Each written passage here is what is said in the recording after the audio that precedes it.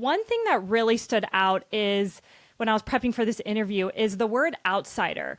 It seems like being an outsider has been such a theme in your life. And I'm wondering if you can tell our audience why it's been a big theme and maybe how it's shaped the woman that you are today. It's interesting now that I'm a little older and I reflect on that concept, I think everybody in their own unique way feels outside of the norm.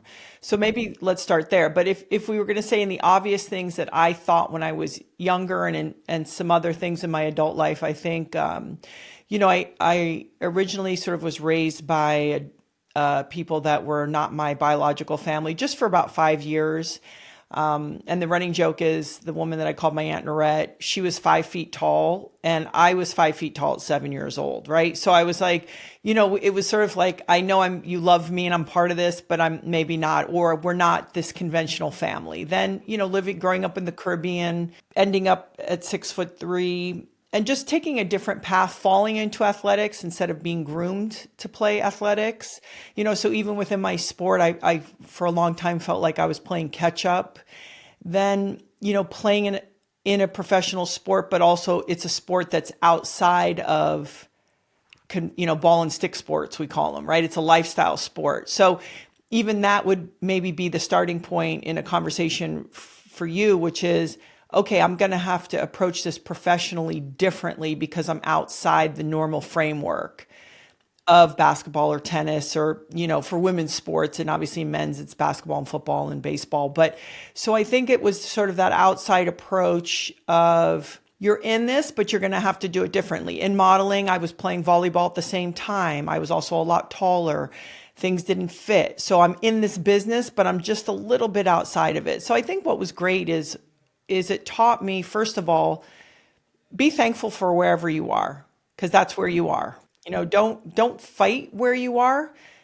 Have a relationship with it, and sort of go, oh, this is my path, whoever I am, and I'm exactly where I'm meant to be. But what are the things I'm supposed to learn? What are the skills I'm supposed to develop in order to navigate this? And sort of embrace it versus, well, it's not fair, or why isn't it like that? So I think that really just helped me kind of get that mindset and be like, okay, thank you for whatever this is.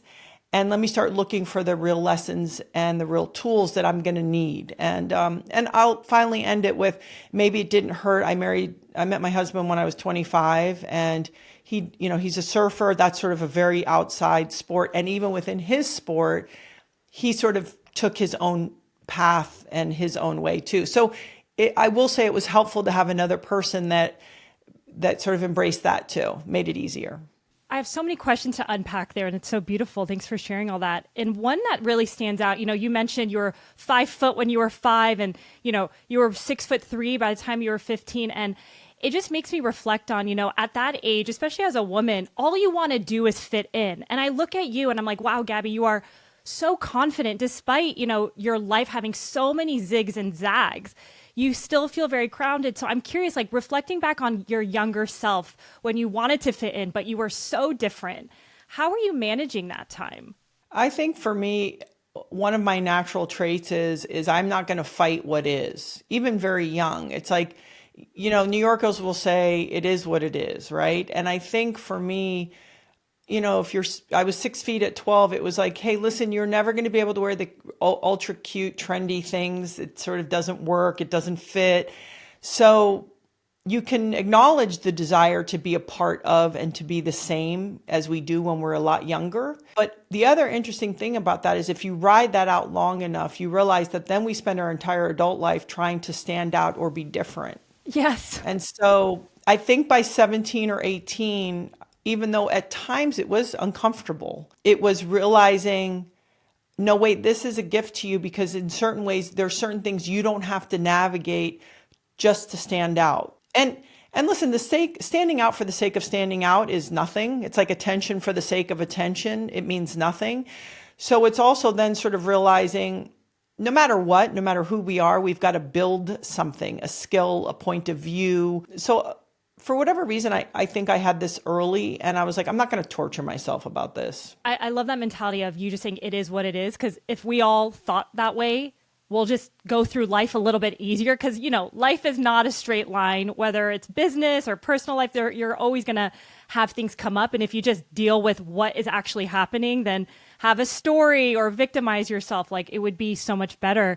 But one thing, I was listening to another podcast actually, and you were, we all have stories of ourselves. And I think one thing that you've said was, you have these really strong survival patterns, and it kind of reflects back on what you're saying. You've just dealt with stuff and moved forward.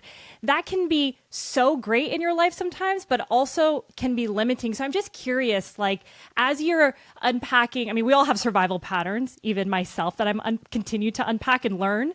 But I'd love to maybe hear, when did you realize that those patterns might not be benefiting you for the further of your career or even life? It's a great question. I've thought a lot about this. I think in my early 30s, it first showed up probably, I think professionally when I started getting attention in my 20s and then playing on a team sport. I did want to be when you're on a team, it's like, hey, you're only as good as your team. And, you might have a good season, but ultimately someone else also help you get there kind of thing. If I hit the ball, someone had to pass it and set it, you know what I mean?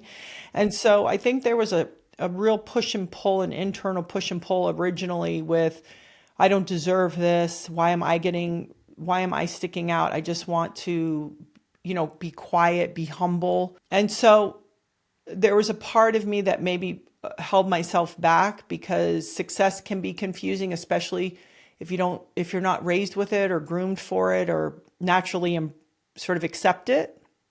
So I think I battled it there. But then what happened is that kind of self-protectiveness, that dealing with what is, also impacted my personal life, being willing to be vulnerable, to really say, okay, I'm going to stick my neck out and it's going to hurt like hell if this doesn't work out, if I'm rejected or whatever the million things are. And so I think early it kept me, I think I enjoyed it less. I think I felt a bit of weird shame and guilt for attention and success.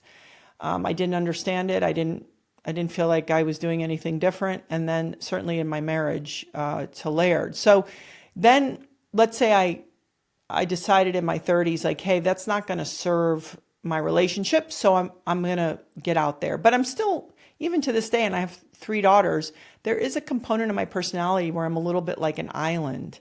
And I'm always trying to figure out how to build bridges to let everybody know that I'm both. I am an island because I think we all, in certain ways, we are. But then I'm here. I'm your mom. I'm your partner. I'm your lover, whatever. And as far as my business, one thing that's really become clear to me is I saw a lot of people who were very, very successful when I was young. So either a lot of attention, fame, and money, both, combination, power, whatever area. And it didn't look like their personal lives were better because of it.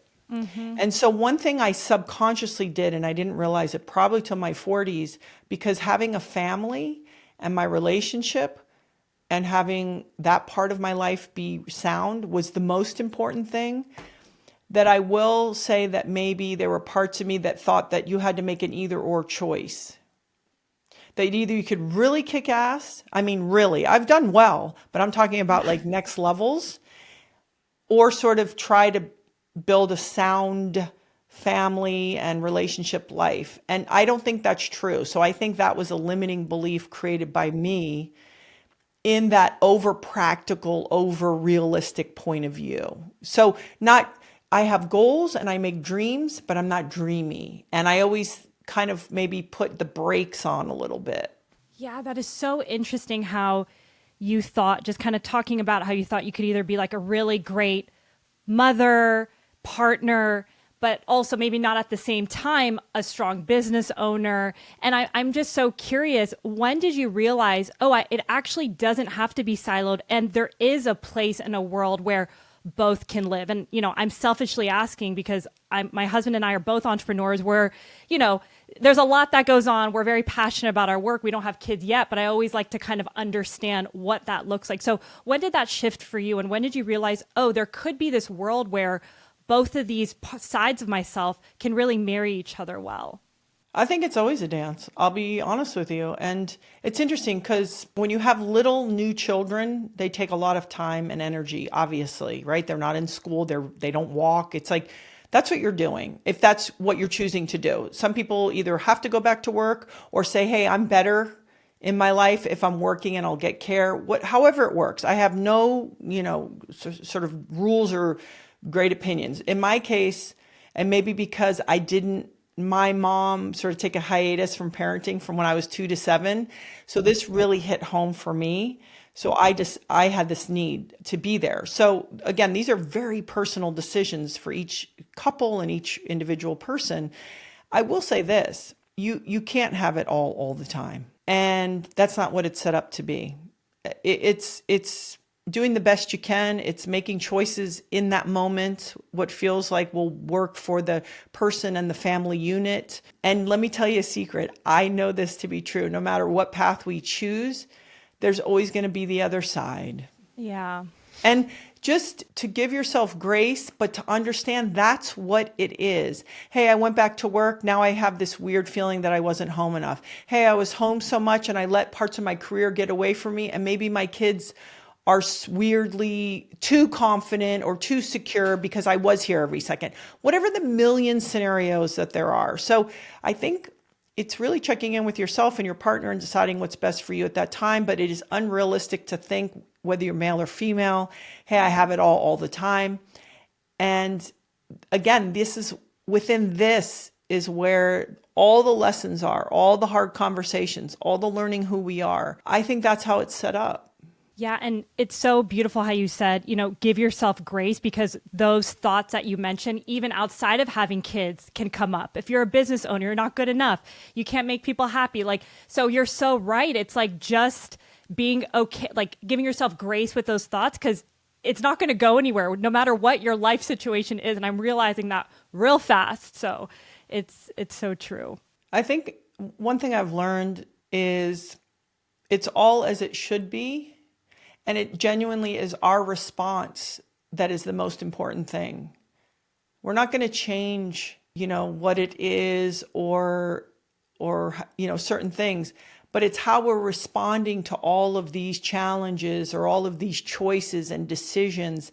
That's what matters.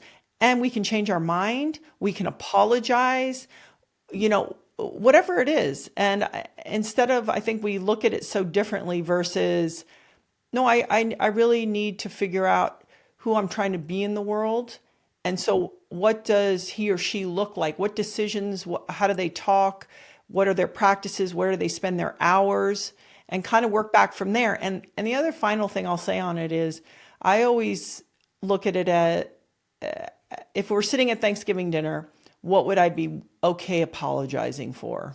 It's so interesting. We don't really think about that too much. And there's nothing like being in a relationship where you learn so quickly that, apologizing is okay. I realized it wasn't until I was married, my husband's like, you don't apologize that much. And I'm like, I never realized that. And I think similar to you, I've always had to defend and survive. And it wasn't on purpose, but I was like, thank you for telling me and reflecting that, because I never realized. He's like, all you can just say is you're sorry. So obviously now I've learned, but it's such a simple thing that I think so many people forget. You could just apologize, take ownership. So I love that. Yeah, well, we're scared. We're scared to apologize, right? We think it's a sign of weakness versus a great sign of strength. It's so true. Well, I'm going to transition a little bit and kind of talk about your journey into wellness. Right now you're so well known as one of the top podcasts in wellness. You're a leading voice in the industry.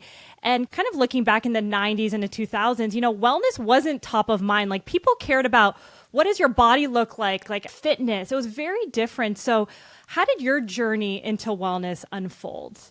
I just think through athletics, it does help. I grew up on an island growing up in the Caribbean. So you're sort of weirdly, I just think being closer to nature kind of develops more of an intuitive relationship with that part of yourself. Like, oh, I feel good when I go outside kind of thing. Because when people think of wellness, they think I'm going to only talk about the gym and, calories. And quite frankly, that's such a small part of the story. So coming through athletics, looking for performance. So then you start to really dial in on movement and food. But then if you're talking about competing, you got to get inside between your ears because that's really where the show's happening and get in touch with, well, what is my negative, talk, or what are my limiting self-beliefs? Where's that coming from? How can I manage that? How can I improve that? Then you add, being in a relationship and all of the things that you do. So for me, it's unfolded. It naturally came through sport, but you realize it's such a tool we can use as human beings. And then you sort of get compressed as a parent. You can really get squeezed in a whole new way that I think those kinds of tools, whether it's, self-care, true wellness, not you look good on the outside, but it's like a shit show on the inside and you're out of your mind and you're stressed out and you're insecure, but just a real as much as we can, right? That harmonious relationship with ourselves, the world that we live in, our relationship. So it came through a more superficial route, but then it was like, oh, wait a second, this is a really important area to spend my time on. Yeah, I love that you said, you kind of tapped into it in terms of performance, and when you wanted to compete, like what really matters was what goes on in your mind, right? And that element. And I'm curious, would you say that's similar to how you approach running your businesses, or is competing different or similar to sports? So I'm just would love to kind of get your thoughts on that. It's interesting because in sport, I feel like you have a little bit more control. Really? Well, business, it's like there's so many different variables that you have to navigate, whether it's timing or did somebody make a really expensive mistake when you first started that really set you back, whatever the, all the parts of the formula are. But business is certainly, it's sort of taking care of the things that you can control, paying attention, also creating a level of objectivity. I think a lot of times what I see in business, especially if you have a product, people get too attached to the product, whether it's the most important thing. Everyone should love it as much as I do. The logo, it's great, and I think having that objectivity really goes, I always say when it comes to business, I approach everything like nobody cares. Start working from there. Nobody cares about, your coffee or your creamer or your content or your, intellectual property. They don't care, because then I think you're starting from a better place, because we get too passionate, we get too attached, and then the roller coaster, the highs and lows get too heavy for how long you've got to endure this thing. So I think it's both, right? It's being strategic, it's being analytical, it's being realistic, you have to be a little bit of a dreamer to be an entrepreneur. You have to.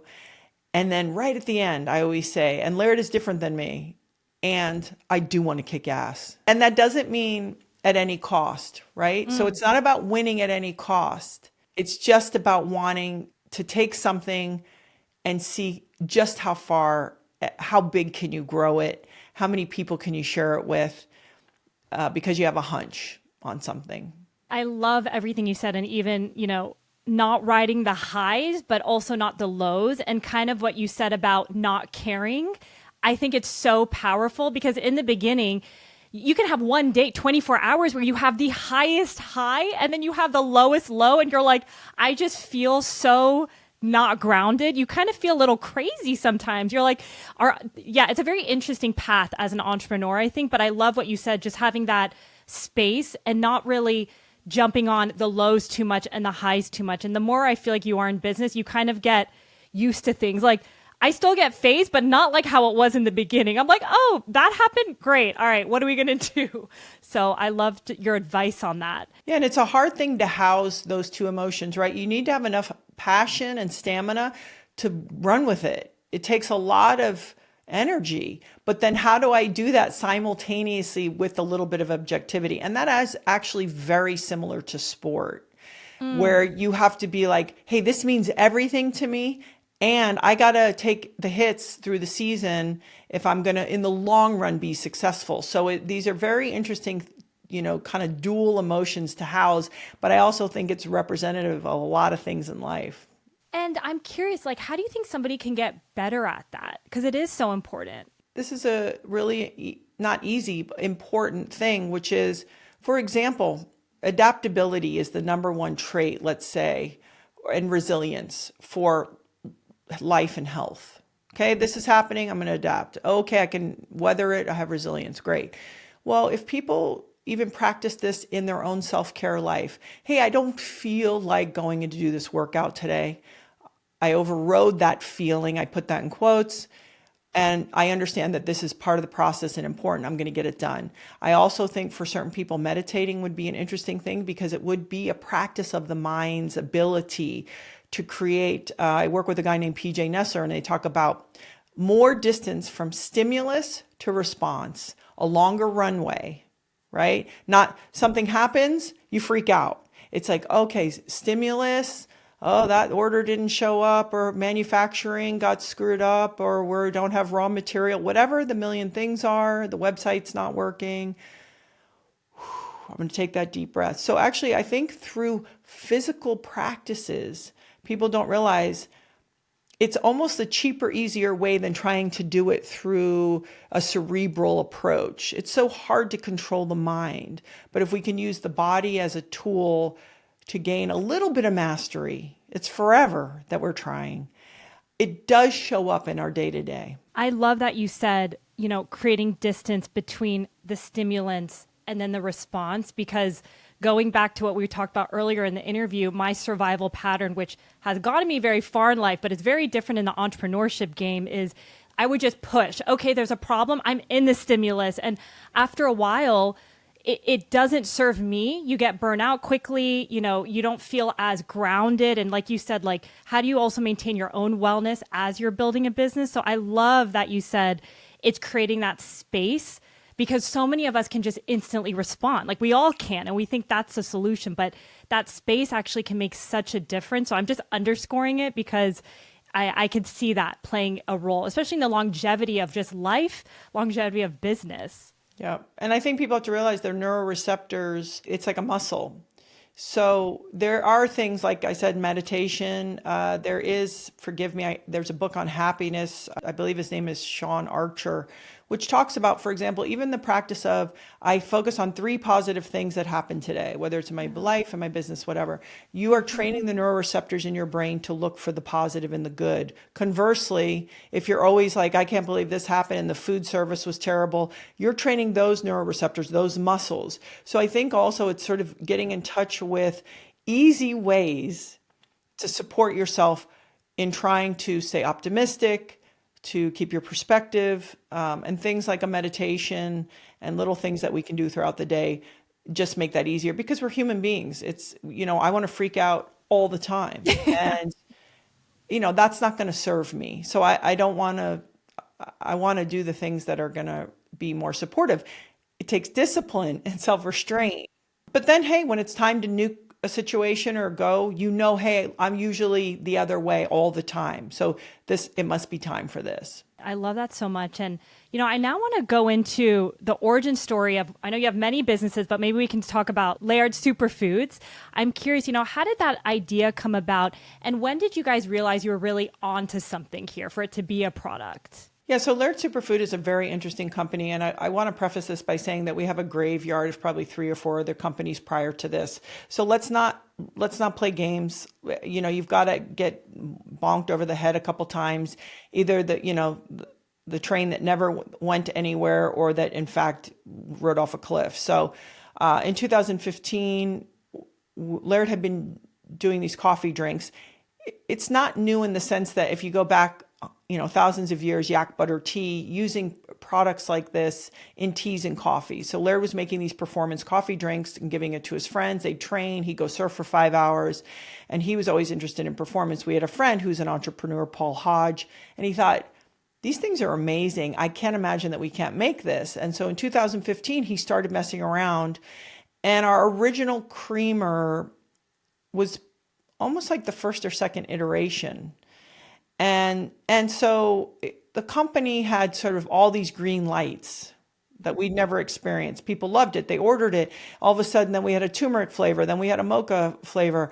And so it was like, the ease of it overall was pretty inviting. And so since then, actually, we did a traditional IPO. We took the company public in 2020, which again, it's so fascinating what that market's like. I don't know if a public market is so great for a small CPG product. I think it feels like it's either for a behemoth or a technical company. But nonetheless, I love this company because our guardrails are set by Laird and I. Whether it's we don't use not only artificial, but we don't use natural flavors, which is very hard to do in food. Our Very. products taste amazing, and we try to make them as accessible cost-wise as we can. Both Laird and I grew up with not an abundance of anything, and one thing we really feel important is that health should not be an exclusive offering. It's almost like the people who are working the hardest and have the less resources to throw at it need it the most. And it's also the hope is secretly, as far as winning and being competitive, can you try to do it the right way and still be successful? And that's what I'm very interested in. So we are really trying to do it the right way. And for anyone listening, it's like anything in life. When you try to do it the right way, there's elements to it that are harder. You're playing by the rules, and the rules, it's just harder. But the alternative for me is it's not viable. I'm not interested. I don't want to make sure, I don't want to have shortcuts. I don't want to lie. I don't want to contribute to the things that are on the shelf that are damaging to people's health. So Laird Superfood, we have bars and greens and reds, and it's really a badass company, and I love it. And now we have a CEO who came in, and he sort of built to run a publicly traded company. So again, it's always about who you work with. I mean, I'm not that smart. And so it's having these really great teammates that are assisting you, and you're working with them to get this, to move this company along and expand it and take more market share and things like that. So it's been a huge education and a lot of fun. And I love when I watch Laird's face when a lady will come up and she doesn't know anything about Laird the surfer, Really? but she knows about his creamer. And we joke, we liken it always to Paul Newman's Own. It's like, okay, you did Cool Hand Luke and you have Oscars. They don't know you're an actor. They think you're a salad dressing guy. Perfect. Perfect. I love that. And I definitely want to dig into a little bit more about the business and, it going public. I have a lot of questions there, but taking a step back, you mentioned, there was a few businesses that you guys tried. You have a graveyard of ideas, and this specific one, the Laird Superfoods, there were green lights. Like you felt that ease and momentum. So tell me if you are open to sharing maybe some of those ideas that didn't work, because I do think there are people who might be working ideas who are seeing that resistance so much. And sometimes it's like, maybe it's time to pivot or try something new. So I'd love to maybe hear what that looked like for you guys. Yeah. And I also want to encourage anyone, if they're there and they go, I've spent 5 years, I've spent 7 years, you might still need to pull the Band-Aid, right? And that's okay, because it's only taught you everything you need for the next thing. So don't get attached to, I have to make this thing work because I put so many years into it. So for us, I mean, we had a nutrition company. It was called Fruition, high level products. The market is really competitive. Maybe it wasn't innovative enough. We didn't maybe have enough funding behind it. Whatever the reasons were, that one didn't work. We've tried with apparel. I have a workout right now that I created 14 or 15 years ago that I did for a community workout. I've taught the class myself over 1,200 times. It's really good, really good. Now, one thing I will say about fitness, it's do everything all the time. There's not one thing that will get you there. There just isn't. I know that. It's got to be, all the spokes in the wheel. However, this is definitely a strong spoke. I know it. I mean, I've done it. I've seen people in it, whatever. This business trucks along still. And so it doesn't kill me to keep it going. So it's there. And somehow in the back of my mind, I feel like I'll find a home for it.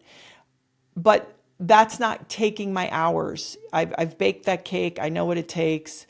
Okay. So there's different things. There's things that they had to go because it was too expensive to keep it going. Again, we've had apparel businesses, and we've had content like these workouts. So it's just knowing you don't have anything that's that unique or different. You're not early, because early is sometimes as bad as late, right? I mean, it just is. Like the market's going to take 5 to 7 years to catch up. I will say, like with Laird Superfood, an interesting thing to look at is Bulletproof came before us. So they educated the consumer, and Bulletproof was sort of more hacky, high performance. And we are high performance, but we're also very middle of the lane. So I'm grateful for businesses like that because they did some of the heavy lifting that we didn't have to do, which is the educational part. And people have to remember that the educational part about businesses is how do you make that as easy and short and quick as possible? And I love the way you guys have approached it where you're creating just significantly better for you products. So people are, for example, using a creamer or a coffee. So they have the habit and you came in and you're like, let's make this significantly better. Like that is powerful too in and of itself. Well, two things that are completely unintentional. Again, you wish you were that smart. When I see people that do it like that, I'm like, good for you. I know. When I fall into it, I'm like, thank you. Yeah. It's an everyday reoccurring item. People use it every day. That's a wonderful business. It's light. It's easy to ship. That's great too. You ever try surfboards? It's a nightmare. Okay. The other thing is one thing I've learned being in fitness is people are already overwhelmed. I'm trying to figure out what you see in success is taking away the things that are keeping you from being successful, not adding more for you to do. So to your point, hey, you're already using coffee and creamer, you're already having a bar, you're already doing greens, or you're thinking about taking it out, boom. We're just sliding that in. We're not asking you to add one more thing to your list.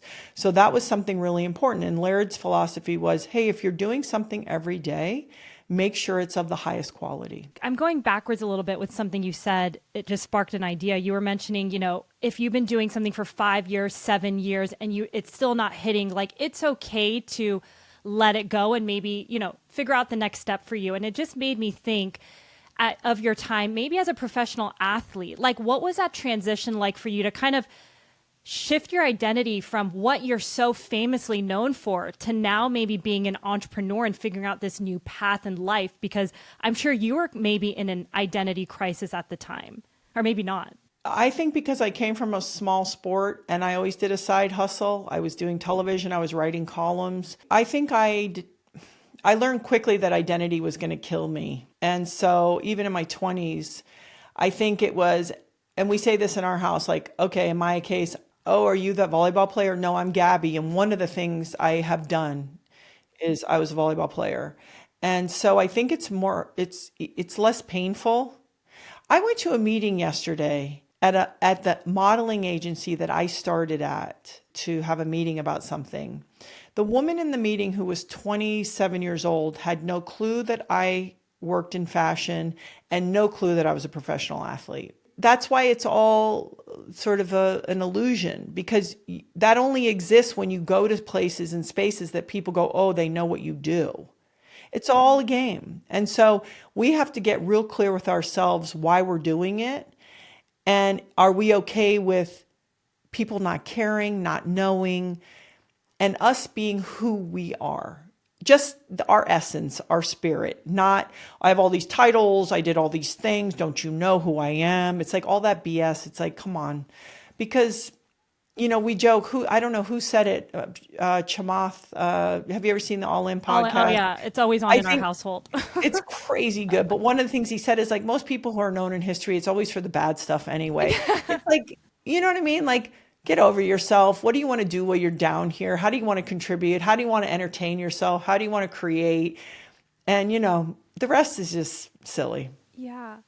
It's so interesting. You mentioned something in another interview that I love so much. And you were saying something that even in sports, like you could be good, but it's so much of what you do behind the scenes is how you show up on the court. And same for business. Like if you're a celebrity or you're famous, that doesn't necessarily mean you're going to have a successful company. It's the work you do behind the scenes that a lot of people don't see. And when it's game time, it's like, let's go. So I'd love to maybe get your perspective, because the way you said it was just so beautiful and how it plays in sports and also business. Yeah, I think, well, first of all, people only see, the glory part of it, or like it looks so easy. That's what training is, right? You're trying to do something that's challenging and make it look easy. And the better you are, the easier. We always say it's almost like people at home think, I could do that. That's how easy you're trying to make it look, right? And so they don't see, crappy practices and coaches yelling at you and hurt knees and, whatever is going on. And it's the same with the day in and day out and being responsive and taking time to look at what your business is and what you need to change or tweak and being on top of it. And I think it's so important. People see always the end result and they don't realize that that's why your why is so important, because to show up every day, and I don't mean it's Monday to Monday kind of thing, Yes. especially as an entrepreneur, Yeah. your why has to be true to you. It can't be like, well, maybe I'll get a lot of money or people will like it or people will give me attention for it. If that's your why, that's not going to last that long. It's like, hey, this is something that feels like I can do. And this feels like something I can contribute. And this feels like something I have a shot at being good at. And it's a challenge I believe in. And, you wake up and you're solving problems that you're like, I don't mind that I'm talking about this. And so I think it's getting people to reverse engineer into who they are first. And are they willing, day in and day out, when no one's looking, to grind it out? Because that's like 98% of the time. Exactly. It was so interesting last night. I was prepping for this podcast. And, I do this for fun. Like, my business is my main thing. But I love what you said about the why. I'm like, people think, oh, this is a top 100 entrepreneurship podcast. I'm like, if they just saw the work that goes in behind the scenes of something I don't get paid for, like, this is purely the passion and the why of what I'm doing. And it just made me think, gosh, that is so important, because even doing hundreds of interviews, it's still hard, but I show up every week. Sometimes I'll do multiple podcasts while I'm running a business. So I love what you said about that why, because if you don't have that, it is like going to be even more significantly grueling. And you're right. It's Monday to Monday running a business. There's no like day off, which is also just a very different lifestyle. So like, how can you make that sustainable as well? Which, we talked about throughout this podcast, but I love that. And it sounds so simple, but if I knew my why early on, I probably would have done all this much earlier, but it took me some time to figure that out. So I just wanted to emphasize what you said. Well, the other thing you're doing by doing this podcast and having these conversations is indirectly you're reinvesting in yourself and your growth mindset. And you are talking to people that are in businesses that you go, oh, okay. So you're put yourself in school. And I think sometimes we don't value this idea of being inspired, of learning, of looking left to right and seeing people and being like, oh, that's an interesting way that they're doing it. I think everything always has to have this immediate return. And I think what you're doing by doing that is that sort of investment that it's a lot like parenting. It is a lot like sports, where it's a really long arc on the story. Mm-hmm. And I'm curious, and I appreciate you sharing that. And I'm curious for you, because you're right, like running a business you're not always inspired every day. That doesn't mean your why isn't there, but you're putting in the work. So you're right. I was looking for that creative outlet and like having that inspiration, because so much of that is what keeps you in the game for so long. So I'm curious for you, as you've been running this, so many businesses, but Laird Superfoods for almost 10 years. What kind of keeps you motivated and inspired? I think first is the products and the way that the consumer responds. And then second of all, having a CEO and having an executive team that they're in it and they're putting hours in and they are solving huge problems. For me to overlook how fortunate Laird and I are that the business has attracted these types of people would be like having a brilliant coach that you just don't even appreciate, because that's some of the hardest stuff. So it's believing in the products, but also people being like, hey, I love your creamer. I use it every day. That feels good. And then again, having these people that I get to work with, and they're working on behalf of the success of our business. That is really, really fortunate. So I think for me, I don't need much beyond that. But there are days where you're like, yeah, I'd love something more to happen, but I think that's healthy and natural because it also sometimes when you get squeezed that way, it forces you to step back and go, what else could I be doing? How else could I contribute to the success of this? What more do I need to do? And forces those little, kind of creative moments that can be helpful instead of just, kind of riding along. You mentioned earlier on about how you brought in the CEO to run a public company. It's very different. A private company versus a public company. A lot of people don't know that, but it's significantly different. And I'm just curious, like seeing you and your husband, you guys have charted your own course. You like to play with your own rules. Has becoming a public company shifted that in any way in terms of like more scrutiny because it's just a different ball game? So I'd love to just kind of hear what that feels like and looks like for you. Well, it is funny because my husband is a contrarian by nature. That's what made him good. He is a contrarian. You can't do that. I can't do that. That's not Yeah. possible. That's not possible. It's like, oh God. I mean, he does it top to bottom, in his everyday life, in his professional life, whatever. So him answering to a board is quite fascinating to watch. I'm sure. That's where I was curious. I'm like, how are Oh they yeah. doing this? Well, you grow up a little bit and you go, hey, what's the right tool or the right way? How do we support what's happening? But yes, there's a lot of rules. There's no quick decisions. You're not nimble the way you could like, oh, we're going to do this. We're going to fire that. We're going to change this. You just don't do that. So it's different. And the way I look at it is I look at it as that bigger education. Like I would have never had this experience had this company not gone public. I wouldn't have learned about these areas. So it teaches you more of what you like or don't like, for example.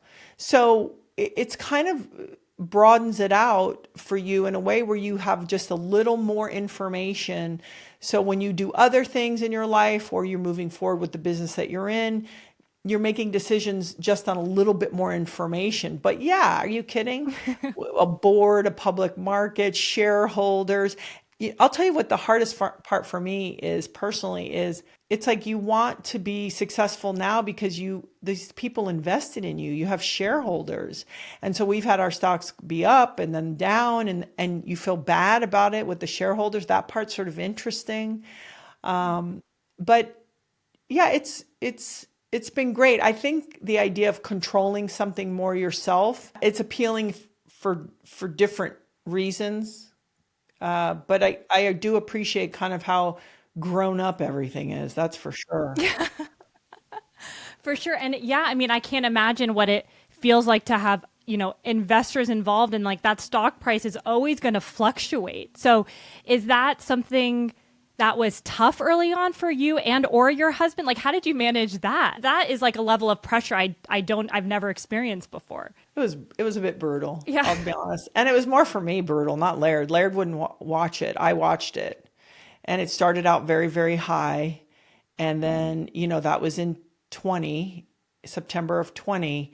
And then after about 3 or 4 months, it settled in and the market had its own sort of challenges. So watching it, so that was again another lesson. Like, oh, you have to focus on the thing that you can focus on, which is the quality of the products, what's going into the bags and packaging, and you are not in charge of that part of it. So like get over yourself. But yeah, it was really brutal. And I don't know if it's a female trait, but then you sort of feel, it's like everything's your responsibility. Like, oh no, and people will call you and be like, oh, the stock's up, the stock's down.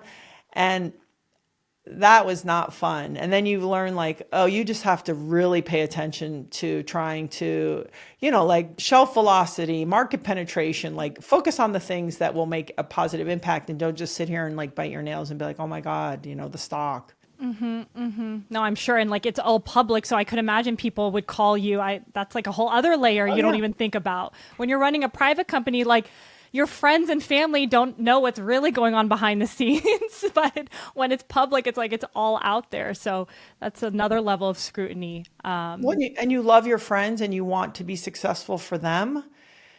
And so when I've had scenarios where, for example, I wasn't comfortable asking people to invest when we were friends and family, and then some would, right? And then when it went public, original investors can't they can't leave for 6 months. They can't, so, but then the stock's killing it. So then you have friends that call you and go, are you mad at me? You didn't ask me to invest. And I'm like, oh my God, like, are you serious? So, cause it's a risk, and the relationships are more important than their dollars. So that was, yeah, that was a little uncomfortable. Yeah. And, talking about relationships, you and your husband have started and had very, many successful businesses together. And I'm curious, what would you say are maybe some of the most important do's and maybe most important don'ts when it comes to starting a business with your partner? I think you have to have some invisible guardrails around talking about work. I think unless it's like something's on fire, it's sort of like let dinner be dinner, let intimate time be intimate time. I used to maybe Laird and I would sneak away, and right before I'd be like, oh, it's like, okay, save it for later, because it's like, oh, it's quiet. I have a moment. I just thought of this 9 things from work, and I could just see his face like, oh my God. And I think for me, I'm more guilty of it than he is. And we have different strengths. So that is helpful. I think if you're going to do something with your partner, maybe don't have the same exact strengths, because then what are you going to check and recheck on one another versus like, hey, this is your pile, this is my pile. And by the way, having said that, it's sort of like a team. They might have more day-to-day responsibilities. So are they working more? No, they just have a different job than you do.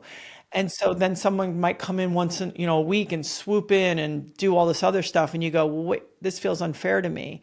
It's like, well, no, these are the things that I've agreed that I'm better at, or you've agreed that you're better at this over here. And it looks different. I liken it to being parents. It's like when you have a new baby and you're nursing a kid, guess who's on all the time? It's like this partner, right? And that other partner, I can't be mad that they just have a different role, right?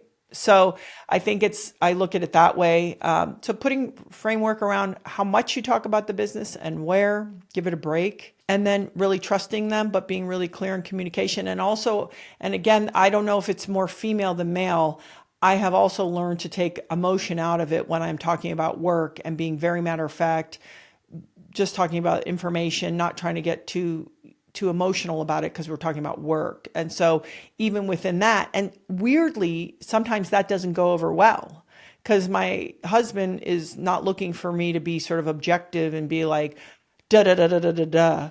So it's something he had to get used to because it's like, hey, this is business. I'm not going to be emotional, and I'm not here to be like, oh, is that okay? It's like, this is what's happening.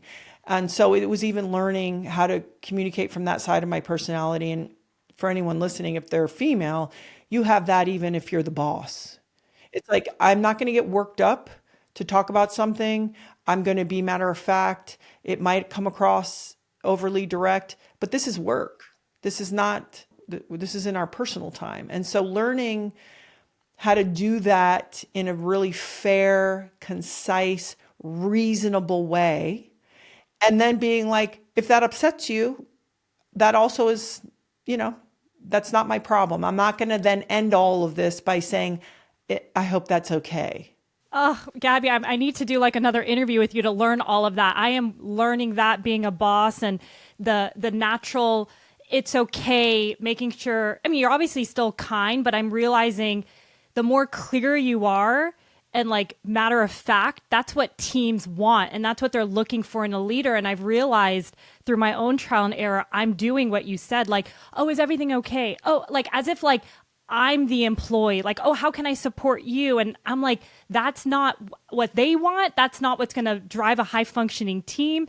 So what you said is like very powerful and something that does not come naturally to me, that I'm actively working on. So I don't think it comes naturally to most females. However, I will say this. I would actually study a female athletic coach. I used to mimic my volleyball coach, who I would say has a pretty masculine delivery system. But I remember how it landed for me. I remember being on the other side of that and going, that's clear. And a little I could be inside like, F you, like this is hard and unfair. But you're right. It's organized. You're in charge. You're capable. You're in charge of the entire team. There seems to be a very comprehensive plan for the direction that we're going. I trust you. Yes. I respect you. And so these things really helped me in coaching men and working in business, which is like, hey, it's just business, and how are we prepared? What is our plan? What is our strategy? How do we execute that? And if your feelings get hurt, maybe this isn't for you. Yes. Oh, I love that. I mean, and that's good. So you were saying just looking at female coaches, because you're right. Sometimes I talk to my husband because he's so good at it. So I'll get his feedback. Like, what are your thoughts on this? Like, but I'd love to get other examples because I've realized I just don't have that. And I've never worked with bosses who I think did a good job in that aspect. So I love that example. And I think that's such a crucial skill set for any leader. Well, okay. So the other thing too is I feel like with women, it's almost like a lot of times we have to get worked up to finally just say it, right? And I think it's understanding that it's great. I understand it. But is there a way to sort of get in touch with how you're feeling? And how do you deliver something in a completely objective way, right? It can't be, not even that. It's like, hey guys, we agreed that we were going to do this. This isn't happening. How are we going to solve this? We need to solve it. Not like, we've talked about this so many times and how do, it's done already. You can't do that. And so it's all these little nuances that if we practice, it really is helpful and lets us off the hook. And it's uncomfortable. Yeah. And just learning like, I'm going to get in my car and I'm going to have like dropped a bomb on everybody. I am going to feel a little uncomfortable, but what's the alternative? Yeah. Or even in relationships. Like sometimes I'm like, if people saw the way me and my husband talks, and again, he's very good at this, but we're very clear. Like if something doesn't work, there's no like getting mad at each other. It's just being very clear. And I'm like, that's a great way to be in business as well. Cause it's not like you're waiting, like you said, to be like, oh, when you do that, it bothers me. It's just, you're being clear all the time, which I think in any relationship is important. My husband is very, very confrontational and he'll say really direct things to people. And he reminds me, he goes, no, this is loving. Yeah. This is loving. For me to tell you the truth about how I'm feeling, for me to say what I'm seeing, that is actually loving.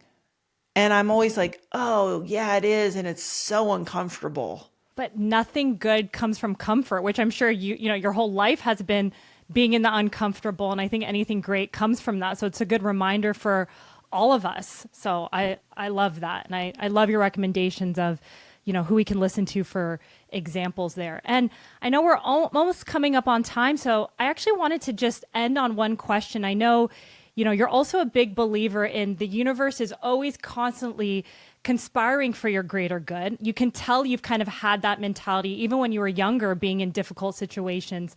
And I think for the average person, that might be easier to accept when things are going well. You're like, oh yeah, the universe has my back. We're all good. But what tips do you have for someone who, might be going through maybe a tough time at work or their personal life or in their business, who might be forgetting that trust that is so important in moments like that? Well, I want to start by saying also we're in a very unusual time. I think it's highly combative and it's electrified. And so I think people need to kind of figure out ways that they can create space for themselves away from that, because it is, I'm older and I've seen a few cycles. And so just start there. It's a very electrified time. And anyway, starting with that. So take care of yourself. Is instead of viewing everything as separate, that's good, that's bad, that's successful, that's failing, is for people to actually put it all together as one. If you think about yin and yang, it's like all of these continuums are connected. It's all part of the story. So even when it's hard, that is still connected and part of, hey, we're kicking ass and it's really good. So it's not an either or, it's the continuation. And if we just stay in it, keep our eyes open, learn from it, we're going to get back into the other side. And I think what happens is we look at everything in this black and white way instead of realizing it's all a part of the whole story. And I would go on a limb and say that we fail more than we succeed, right? So if we look at every person that we can think of that we perceive as successful, I would say even within whatever it is that they're doing, they fail more often than they succeed. And so it's to remember that that's probably pretty natural. So don't crush yourself. And it's responding. Some great practices. That's why I like to be healthy, because again, it creates that space. But for example, someone like Byron Katie, who I talk about Byron Katie a lot, she has a program called The Work, is how much time we spend in our narratives. So she says, if you want to be anxious and you want to be stressed out, think about the future. If you want to be sad, think about the past. The fact is, this is where we are. It's mostly, it's probably okay. And if we can keep focusing on like, hey, am I okay? Is there a roof over my head? Will I be okay? Is it okay right now? It is. But we're so far into the future, into the narrative, that, man, that's where a lot of the suffering happens. Oh, it's so true. I printed her worksheet actually recently. Maybe it was a few months ago. I was having a difficult moment in the business, and my friend was like, let's do this together, her work. And it's true. You realize, oh my gosh, so much of it is a story, like, so is it true? And the action of writing it was so helpful. So I love that you brought that up, because our minds can just take you to crazy places when the actuality of things is not what you really think it is. And I also want to say, since I know your audience is pretty female, I think the idea of having female, feminine, we house masculine, men house feminine, leaders, bosses. It's not to overcompensate and do it like men. I think it is so important for women to do it the way they want to do it, but also to understand what's the environment, right? So I think maybe in the 80s, it was like, oh, you had to act like a man and do that, and there was only room for one woman. I think we're through that, but it's also encouraging women not to forego this sort of feminine perspective. But yet, if you're in work, we still then want to execute and communicate in a way that is that direct and straightforward way. But we don't need to outman men. I don't think that's necessary. And in fact, I think we'd help the world if we continued to sort of harness both of those forces as we're leading people. It's so true. And even for men to even have some of that feminine, it's like both parties, right? It's so important. That's nature, right? Yeah. Look at nature. It's this ideal balance. And, I think it's just really essential. Yeah. Well, Gabby, oh my gosh, this was so much fun talking to you. I just learned so much from you, so inspired by you. Thank you for being with us today. Well, thank you for having me. And for all of you out there who are in pursuit, I wish you great success and not too many sleepless nights. And be grateful if you have a pursuit and a passion, because I think as hard as it can be, it is also a gift.